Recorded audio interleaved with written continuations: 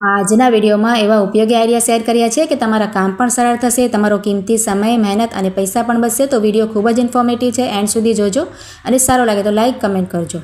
તો જુઓ, કિચનમાં, બાથરૂમમાં કે બીજે ક્યાંય પણ આ રીતના સફેદ કલરની અથવા તો લાઇટ કલરની ટાઇલ્સ હોય અને તેમાં ડાઘા પડી જાય ને, તો આપણે આ રીતે વારાથી સાફ કરીએ, પણ વારાથી સાફ કરવાથી આપણને ફાવે નહીં, વાગવાની પણ બીક રહેશે, હાથમાં ખૂંચી પણ જાય અને પડી પણ જાય। આ રીતના નાના વાઇપર તો આપણે કિચનમાં રાખીએ છીએ, જો પ્લેટફોર્મ પર પાણી ઉતારવા માટે, તો આપણે આ તાર છે ને તેને આપણે આ રીતે ખેંચી અને વાઇપર ઉપર પહેરાવી દેવાય સરસ રીતે। જુઓ, તમારી પાસે જો નાનું તાર હોય તો તમે 2 તાર પણ સરસ પહેરાવી શકો, આખું વાઇપર આપણે કવર થઈ જશે આ રીતે। જુઓ, મારે મોટું છે એટલે સરસ આવી ગયું છે। આ રીતે ફિટ કરી દેવાનું અને ત્યાર પછી આપણે દિવાલમાં ટાઇલ્સ જ્યારે પણ સાફ કરવી હોય ને, કિચનની હોય, બાથરૂમની હોય, આ રીતે સફેદ તેમાં ડાઘ પડી ગયા હોય ને, તો ખૂબ જ સરસ રીતે તમારે સાફ થઈ જશે। હાથમાંથી આપણે ખૂંચવાની પણ બીક નહીં રહેશે, હાથ પણ એકદમ ગંદા નહીં થાય અને પડી જવાની પણ બીક ના રહે। આ રીતે ઊભા સરસ રીતે સાફ કરી શકાય અને ડાઘ પણ આપણે ઊભા કરીએ તો એકદમ વજન પણ દઈ શકાય અને સરસ થઈ શકે। જુઓ, ખૂબ જ સરસ આઈડિયા છે। આ રીતે નીચે ફ્લોર પણ સરસ કરી શકાય। આઈડિયા સારો લાગે તો લાઇક કમેન્ટ જરૂરથી કરજો। આપણે સાંભારવાળા નાસ્તા માટે બનાવતા હોય ને, તો ક્યારેક કોઈને ફાવતા ના હોય, છોકરીઓ હોય, શીખતી હોય, જે આપણે બિગિનર્સ હોય, તેમને છે ને ગોળ આપણે હાથથી સાંભારવાળા આ રીતે કરતા ના ફાવે, તો તેના માટે હું તમને એક સરસ ટીપ્સ બતાવું છું।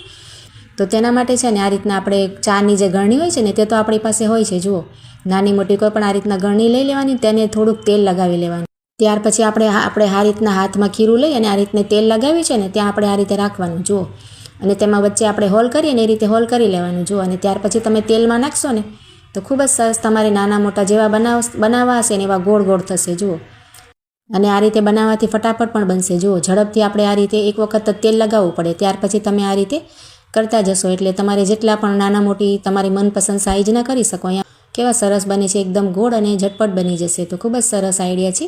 જ્યારે પણ આપણે બહાર ફરવા કે પછી લગ્ન પ્રસંગમાં જવું હોય તો આ રીતે બેગમાં આપણે બધો સામાન ભરીએ, 3-4 જોડી કપડાં, મેચિંગ બધી વસ્તુઓ, અને આપણે 2-3 જોડી તેમાં પહેરવા માટે ચપ્પલ પણ આ રીતે મેચિંગ લઈ જ જઈએ છીએ। જો એ 2-1 જોડી તો આપણે સાથે રાખીએ જ છીએ, પણ આપણે આ રીતે ડાયરેક્ટ તેમાં ન રાખવાના। જુઓ, તેના માટે એક સરસ આઈડિયા બતાવું છું। તો જુઓ, ચપ્પલને રાખવા માટે આપણે છે ને આ રીતે કોઈ પણ જૂના મોજા લઈ લેવાના, જે આપણે વપરાશમાં ના કરતા હોય ને એ રીતે આપણે સરસ મોજા ધોયેલા હોય ને તે લઈ લેવાના, અને ચપ્પલને આ રીતે જુઓ, બંને ચપ્પલને આપણે આ રીતે મોજામાં નાખી દઈશું।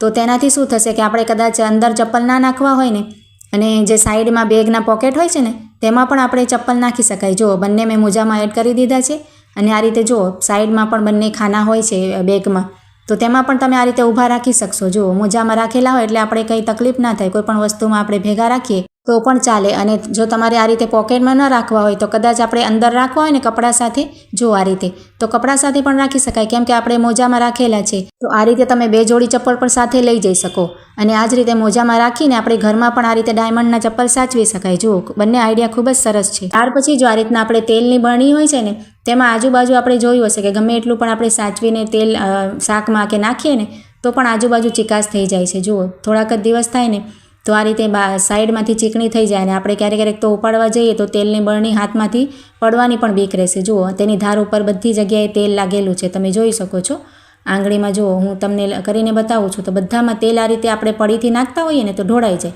તો તેના માટે આપણે આ રીતે લોટ જરાક અમથું લઈ લેવાનું। જુઓ, અને આ રીતે છે ને તેની જે કોર છે ને જ્યાં આપણે તેલ લાગે છે ત્યાં આપણે તમે આમ કરશો ને લોટથી, જો આ રીતે આપણે ઘસી લેવાનું જરાક અમથું, તો તેનાથી શું ફાયદો થશે કે આપણે હાથમાંથી ક્યારેય બરણી પડવાની બીક પણ નહીં રહેશે, અને વારે ઘડી આપણે આ માંજવાની કે સાફ કરવાની ખાલી કરીને આપણે ઝંઝટ નહીં રહેશે। જુઓ, ખૂબ જ સરસ આઈડિયા છે। હું તમને જરાક અમથી સાફ કરીને બતાવું છું। જુઓ, થોડોક જ મેં લોટ લઈ અને આ રીતે કર્યું છે ને, તો બધી ચિકાસ તેની લોટમાં જતી રહેશે, અને ત્યાર પછી આપણે આ રીતે એક ન્યૂઝપેપરનો કટકો લઈ લેવાય અને આપણે સરસ તેનાથી લૂછી નખાય। એમને આપણે ન્યૂઝપેપરથી લૂછીએ છીએ ને તો તેલ નથી જાતું। જુઓ, ચિકાસ તો રહે જ છે, પણ આ રીતે આપણે જરાક અમથું લોટ લગાવીને ત્યાર પછી ન્યૂઝપેપરથી સાફ કરશો ને તમે, તો તેમાં જરાય ચિકાસ નહીં રહે। જુઓ, અને બરણીમાં ચમક પણ આવી ગઈ છે। જુઓ, તમે જોઈ શકો છો બરણીમાં જેટલો પણ તેલ હતો ને એ બધું લોટમાં આપણે શોષાઈ ગયું છે।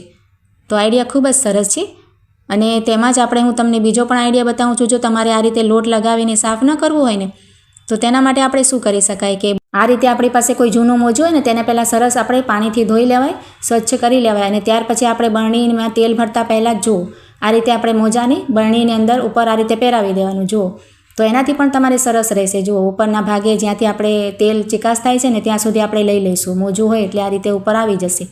તો આ પણ ખૂબ જ સરસ આઈડિયા છે, અને આ રીતે ઢાંકણ ઉપર રાખવાનું, તો આપણે નીચે આપણે જમીન પણ ખરાબ ન થાય. ત્યાર પછી જો આ રીતના આપણે ઘણી બધી જાતના જે પેકેટ હોય ને તેને આપણે ખોલીએ, પણ આપણે બરણીમાં ના ભરતા હોય, એમને એમ સોજી વગેરે હોય કે મેદો હોય તો એમને એમ આપણે રાખવું હોય ને તો તેના માટે તમને 2 સરસ આઈડિયા બતાવું છું. જો આ રીતે આપણે પેકેટ તમારે જે પણ વસ્તુનું હોય તેને આ રીતે વાળી લેવાનું, ઉપરથી આ રીતે સરખું કરી અને આ રીતે પટ્ટીની જેમ આપણે જ્યાં સુધી વસ્તુ હોય ને ત્યાં સુધી આ રીતે પટ્ટીની જેમ વાળી લેવાનું. જુઓ, અને આ રીતના જે આવે છે ને જો ક્લિપ, આ ક્લિપ આપણે રાખવાની ખૂબ જ ઉપયોગી થાય છે અને ખૂબ જ સસ્તી મળે છે. તો આ રીતે એમાં લગાવી અને સરસ આપણે પેકિંગ થઈ શકે. જુઓ, ખૂબ જ સરસ આઈડિયા છે.